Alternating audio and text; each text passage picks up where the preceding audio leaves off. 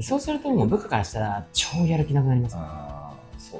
多分頭いい人って結構思っちゃうんですよ。実はあなたは別にそんなできないよと。ちょっともう腐ってたら、上司でやろうと言いますけど。こんにちは、モンジです。このチャンネルでは、今の時代に通用する組織づくり、人材育成術など、様々なことをお話ししています。今日は何の話でしょうか？はい。今日も結構重たい悩みなんですけど。いつも思った。はい。僕の会社の、ちょっと他部署になるんですけど、他部署の、方で離職がかなり頻繁に最近ちょっと話を聞くんですよ。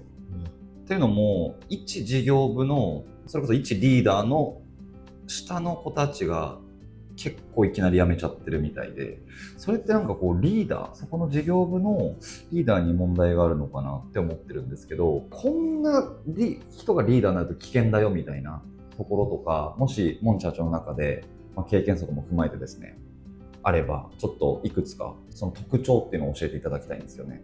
こういう人がリーダーになったら危険だみたいな。パッと思い浮かぶのは、IQ が高いけど EQ が低い人が最悪かなと思いますけどね。頭のいい人にやっぱやりがちなんですけど、俺はできるけどなんでお前できないんだと。こういうなんか価値観すごく強いのが結構出ちゃうんですよね。俺こんなにやってんなんでお前こんなしかできてないのみたいな。こんなんもわかんないのみたいな。多分頭のいい人って結構思っちゃうんですよ。確かに。マウント取りがちじゃないですけど。もう仮にですけど、思ったとしても別に自分の中で言わなきゃいいのに、態度とか、ポロッとした言葉で出ちゃう人が結構いるんですよね。いるな、当てはまる人。そうするともう部下からしたら超やる気なくなります。そうですよね。だからそういうリーダーは結構だから、それ自体がどうか置いといて、離職する人が多くなるっていうリスクは高くなるんじゃないかなと思いますよね。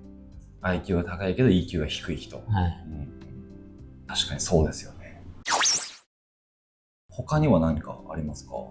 もうこれもありがちですけどね。手柄は自分で取って責任は部下に押し付けるとか。ありがちだな。上司とか影響力が高い人にはいい顔するけど、なんか自分に影響力が低い人とかどうでもいいなと思った人にはすごい冷たい人、露骨にこれも結構といるんですよね。意外とそうですね。確かにいるかもしれないですね。そういう人たちがいると割と離職率が高くなる可能性はあるかなと思いますね。でもね、IQ が高いけど人間力が低い人、EQ が低い人ですからね。そういう人がいましたけど、本当に頭良くないですけどね。本質的には。だって本当に頭がいいんだったら、人を動かすのも頭使ってやれよと思うんですよ。確かに。頭使って考えたら、どうやったら人が動くかって考えて、ちゃんとやれるじゃないですか。本当には頭良くないですけど。確かにそうですね。だから部下の立場からしたらそういう人嫌だと思いますけど、もし自分がそういう風になっちゃってるな、みたいな。俺そういう節あるかもとかと思った時に、言いたいことは、実はあなたは別にそんなできないよと。自信過剰だよと。本当にできる人、本当に能力が高い人は、どう人を動かすかも本当によくやってますよ。頭使って。だからそれができないんだから、まだ全然できるとか、能力が高いとかっていう感じじゃないですけど。もし仮に、モン社長がそのリーダーの部下だとしたら、どういう行動とか言動をしていくんですかね？どうしたいかにはよりますけど、結論やっぱチームで成果を出したい。チームで成果を出すことが、自分の成果にもつながりますし、なのでチームがうまくいくように、その人が苦手なところを頑張って補いますけどね。まずはだからリーダーとちゃんと話しますよ。なるほど。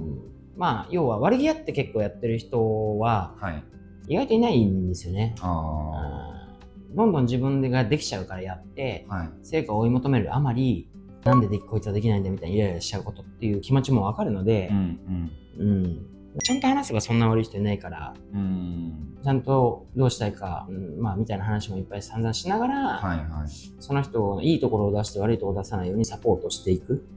でも本来やったらそこそこ能力が高いはずなんだから、成果も出るんで、チームとしてやっぱ成果を出せるようにサポートしていくっていうのが、自分が部下だったらやるかなと思うんですけど。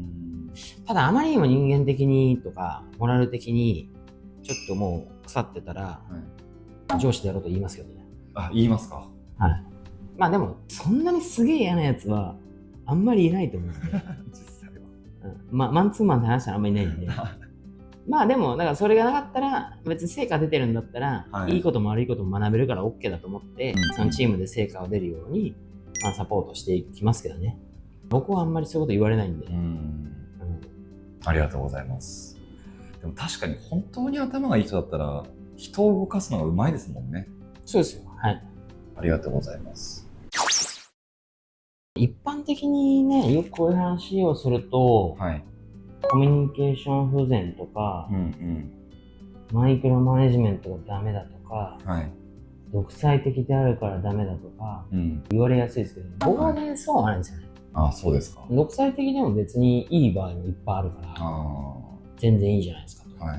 そんなこと言うんだったらお前が全部決めろや、みたいな。全部自分で、まあみんなで決めれるように段取ってくれよと。それでスピード担保してほしいなと。まあでももちろんそっちの方がいい時もあるんですけど、独裁的は必ずしも悪いとも限らないし、マイクロマネジメントすることが悪いとも限らないんですよね。相手によっては、フェーズによっては、仕事内容にもそうですし。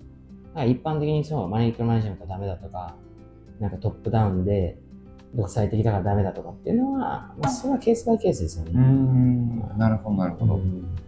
だからそういう一般的な、そういうところよりも、どっちかというと先ほどおっしゃってたように、IQ は高いけど EQ がめちゃめちゃ低い人、人間性が欠如してる人とか、そういう人の方が危ないよ。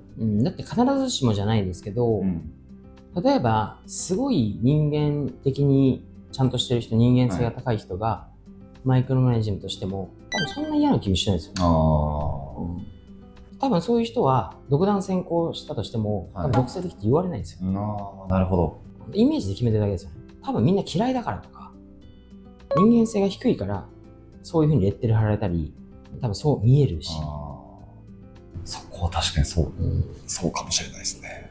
ありがとうございます。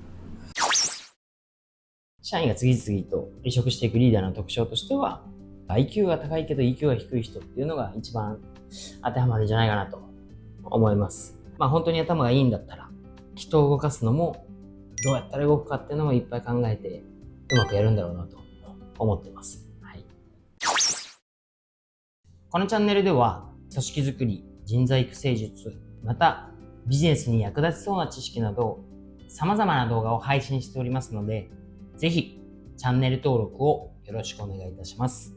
そして最後にこの動画もいいねをつけていただけると大変嬉しいです。ありがとうございました。